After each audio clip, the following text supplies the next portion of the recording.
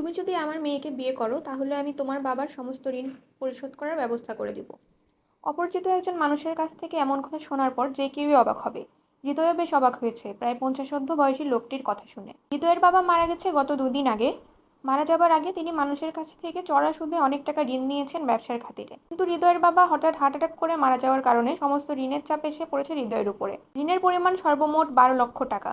বর্তমানে এই পরিমাণ টাকা হৃদয়ের পক্ষে পরিশোধ করা সম্ভব না, কেননা হৃদয় সবে পড়াশোনা শেষ করে চাকরির চেষ্টা করছে। হৃদয় কখনো ওর বাবার ব্যবসার ব্যাপারে নাক গলায়নি। হৃদয় সব সময় চেয়েছে সে চাকরি করবে, কারণ ওর কাছে ব্যবসার চেয়ে চাকরি বেশি সুবিধাজনক মনে হয়েছে। কিন্তু বর্তমানে যে অবস্থা, পরিচিত লোক আর ঘুষ ছাড়া চাকরি পাওয়া সম্ভব না। ভাগ্যের জোরে 2-1 জন নিজ যোগ্যতা দ্বারা চাকরি পেয়ে যায়। একদিকে হৃদয় কোনো চাকরি জোগাড় করতে পারছিল না, আরেকদিকে পাওনাদাররা এসে চাপ দিতে শুরু করছে। প্রতিটা মানুষ এসে হুমকি ধামকি দিয়ে যাচ্ছে। কিছুক্ষণ আগেই একজন পাওনাদার এসে কড়া কিছু কথা বললে 7 দিনের সময় দিয়ে চলে গেল। 7 দিনের মধ্যে টাকা পরিশোধ করতে না পারলে যা হয় একটা করবেন উনি। এমন পরিস্থিতিতে হৃদয় কি করবে বুঝতে পারছিল না। মনে মনে ভাবছিল সে কি রাতের আধারে গ্রাম ছেড়ে পালিয়ে যাবে। পরক্ষণে মনে হচ্ছিল না না, এটা করা মোটেও ঠিক হবে না। সন্তান হিসেবে তো আমার একটা দায়িত্ব আছে, সেই দায়িত্ব থেকে সরে যাওয়া ঠিক হবে না। হৃদয় বাড়ির উঠানে বসে থেকে এসব চিন্তা করছিল, ঠিক সেই সময় লোকটি হৃদয়ের সামনে এসে কথাটি বলল। হৃদয় বেশ অবাক হয়ে লোকটির দিকে তাকিয়ে আছে।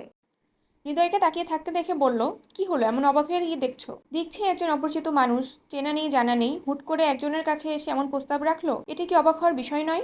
তা তো অবশ্যই। তবে তুমি আমায় না চিনলেও আমি তোমায় খুব ভালো করে চিনি। ও, কিন্তু আপনি আসলে কে?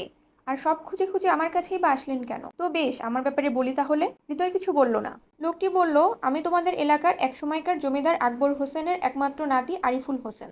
আমি অনেক ছোট থাকতে আমার বাবা সবাইকে নিয়ে শহরে চলে গিয়েছিল, আর সেই থেকে আমার শহরে বেড়ে ওঠা। মাঝে মাঝে গ্রামে আসা হয়। আজ কয়েকদিন হলো গ্রামে ঘুরতে এসেছি, আর গ্রামে এসে তোমাদের ব্যাপারে জানতে পারলাম। ও আচ্ছা, তো দেশে এত ছেলে থাকতে শেষে কিনা আমার মতো একজন সামান্য ছেলেকে খুঁজে পেলেন নিজের মেয়ের বিয়ের জন্য। আমার ব্যাপারে তো সবই জানেন।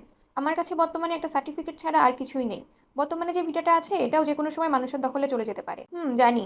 তারপরেও তোমার বাবার কাছ থেকে অনেক লোকের পাওনা থেকেই যাবে। তাই তো আমি তোমায় এই প্রস্তাব দিলাম। আচ্ছা, আপনার তো টাকা পয়সার অভাব নেই, আপনি চাইলে তো যে কোনো কোটিপতির ছেলের সাথে আপনার মেয়ের বিয়ে দিতে পারে। সেখানে আমার মতো একটা সহায় সম্বলহীন ছেলের সাথে বিয়ে দিতে চাইছেন, ব্যাপারটা আসলে ভাবার মতো। কোথাও আবার আপনার মেয়ের চরিত্রের কোনো সমস্যা নেই তো, যার কারণে কেউ বিয়ে করতে চাইছে না বলে মেয়েকে আমার ঘাড়ে বসাতে চাইছেন? এবার আরিফুল রীতিমতো রেগে গেলেন। বেশ কর্কশ গলায় বলল, তুমি যেরকম ভাবছো আমার মেয়ের এরকম কোনো সমস্যা নেই। বরং সে বলতে গিয়ে আর বলল না। হৃদয় বলল, কি হলো, কিছু একটা বলতে গিয়ে বললেন না যে? আরিফুল বেশ ঠান্ডা গলায় বলল, তুমি যদি আমার প্রস্তাবে রাজি হও তবেই বলবো, তার আগে নয়। আর এখন আমার প্রস্তাবে রাজি না হওয়া ছাড়া তোমার হাতে কোনো উপায়ও নেই। তাই কি করবে ভেবে নাও। আজকের দিন তোমায় সময় দিয়ে গেলাম। এটুকু বলে আরিফুল হৃদয়ের সামনে থেকে চলে গেল। হৃদয় আরিফুলের কথা চিন্তা করছে, এত বড়লোক একজন মানুষ তার মতো একটা ছেলের সাথে মেয়ের বিয়ে দেওয়ার জন্য কেনই বা এলো? তবে কি উনার মেয়ের শারীরিক কোনো সমস্যা আছে নাকি অন্য কোনো সমস্যা, বুঝতে পারছে না। ঠিক এমন সময় পাপ্পু নামের একজন লোক হৃদয়ের কাছে এলো। উনার হাতে কিছু কাগজপত্র। পাপ্পু হৃদয়ের কাছে এসে বলল, দেখো বাবা, তোমায় একটা কথা বলার ছিল। হ্যাঁ চাচা বলুন। আজ থেকে প্রায় মাস 6 আগে তোমার বাবা আমার কাছে এই বাড়িটি বিক্রি করেছিল। তিনি জানিয়েছিল যতদিন উনি বেঁচে থাকেন ততদিন যেন এই কথা তোমায় না জানাই আমি। আর এতদিন তিনি এই বাড়িতে ভাড়া হিসেবে থাকবেন। তিনি আমার বন্ধু মানুষ ছিল, তাই না করতে পারিনি। আমি জানি এসব হয়তো তোমার বিশ্বাস হবে না, তাই কাগজপত্র সঙ্গে করে নিয়ে এসেছি। পাপ্পু ওর হাতের কাগজগুলো হৃদয়ের হাতে দিল। সবকিছু দেখার পর হৃদয়ের মাথায় যেন আকাশ ভেঙে পড়লো। সে কি বলবে বুঝতে পারছে না। তখন পাপ্পু বলল, তুমি যদি চাও এই বাড়িতে ভাড়া হিসেবে থাকতে পারো। তুমি অনেক ভালো ছেলে, তোমায় বাসায় রাখতে অসুবিধা নেই। সে কিছুই টের পায়নি। হৃদয় একদম নির্বাক। তার অগোচরে কত কিছু হয়ে গেছে, অথচ হৃদয় পাপ্পুকে বলল, চাচা আমি আপনার সাথে পরে কথা বলবো, আমায় একটু একা থাকতে দিন। হৃদয় উঠে ঘরের মধ্যে চলে গেল। হৃদয়ের কথা ভেবে পাপ্পুর বেশ খারাপ লাগলো। হৃদয় ঘরের মধ্যে চুপ করে বসে আছে। হৃদয়ের বয়স যখন 13 বছর তখন ওর মা মারা যায়। তখন থেকে হৃদয়ের জীবনটা একদম ছন্নছাড়া হয়ে গেছে। হৃদয়ের বাবা হৃদয়কে খুব ভালোবাসতো। যখন যা প্রয়োজন হতো তাই বলা মাত্রই পূরণ করতো। ইন্টার পর্যন্ত হৃদয়ের বাবা ওর পড়ার খরচ চালিয়েছে, কিন্তু অনার্সে ওঠার পর থেকে টিউশনি করে নিজের খরচ নিজে চালিয়েছে হৃদয়। আর এখনও তাই করছে, পাশাপাশি চাকরির চেষ্টা করছে। হৃদয় কখনো ওর বাবার সাথে বসে খোলামেলা ভাবে কোনো কথা বলেনি। সবসময় নিজের মতো থেকেছে। একা থাকাকেই যেন ভালো মনে করেছে সে। আজ হৃদয়ের ভুল বুঝতে পারছে। যদি সে বাবার সাথে খোলামেলাভাবে কথা বলতো, ব্যবসার দিকে একটু নজর দিত, তাহলে হয়তো আজ এমন পরিস্থিতিতে পড়তে হতো না। কিন্তু যা হবার তা তো হয়েই গেছে।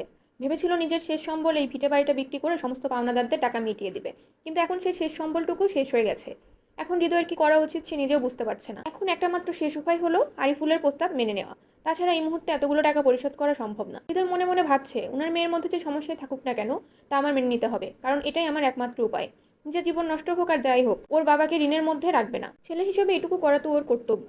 হৃদয় সিদ্ধান্ত নিল সে আরিফুলের প্রস্তাব মেনে নেবে, কিন্তু আরিফুল আবার ওকে মিথ্যা আশ্বাস দিল না তো। না না, তা কেন করবে? এসব ভাবতে ভাবতে হৃদয় ঘুমিয়ে পড়ে। পরের দিন সকালে উঠে হৃদয় রুম থেকে বের হতেই দেখলো আরিফুল হৃদয়ের বাড়ির সামনে গাড়ির সাথে হেলান দিয়ে দাঁড়িয়ে আছে। হৃদয় আরিফুলের কাছে এগিয়ে গেল, জিজ্ঞেস করলো, এত সকাল সকাল আপনি? আমার জরুরি একটা মিটিং আছে বিকেলে, তাই এখনই চলে এলাম তোমার সিদ্ধান্ত জানার জন্য। তো কি সিদ্ধান্ত নিলে? হৃদয় দীর্ঘশ্বাস ছেড়ে বলল, আমি আপনার প্রস্তাবে রাজি। হৃদয়ের কথায় আরিফুলের মুখে হাসি ফুটে উঠল। তিনি হৃদয়ের কাঁধে হাত রেখে বলল, আমি জানতাম তুমি রাজি হবে, এখন চলো আমার সাথে। কোথায়? আগে গাড়িতে এতে উঠো, তারপরে না হয় বলবো। হৃদয় কোনো কথা না বলে গাড়িতে উঠে পড়লো। আরিফুল নিজের গাড়ি ড্রাইভ করছে, হৃদয় কোনো কথা বলছে না। মনে মনে ভাবছে, আজ সে সামান্য টাকার কাছে বিক্রি হয়ে গেল। গাড়িতে থাকাকালীন হৃদয় একটা কথাও বলল না, এমনকি আরিফুলও কিছু বলল না। প্রায় ঘন্টা দুয়েক পর আরিফুলের গাড়ি একটি বাংলো বাড়ির সামনে এসে থামলো। একটু বাদেই বাড়ির দরজা দারোয়ান খুলে দিল। আরিফুল গাড়ি নিয়ে ভিতরে প্রবেশ করলো। হৃদয় বুঝলো এটাই আরিফুলের বাড়ি। গাড়ি এক জায়গায় পার্কিং করে আরিফুল বলল, এসো হৃদয়, গাড়ি থেকে নামো। হৃদয় গাড়ি থেকে নেমে বাড়ির দিকে তাকালো। দুতলা বিশিষ্ট সাদা রঙের বাড়ি। ছাদের একপাশে টিনের ছাউনির মতো করে লাল রঙের ঢালাই করা।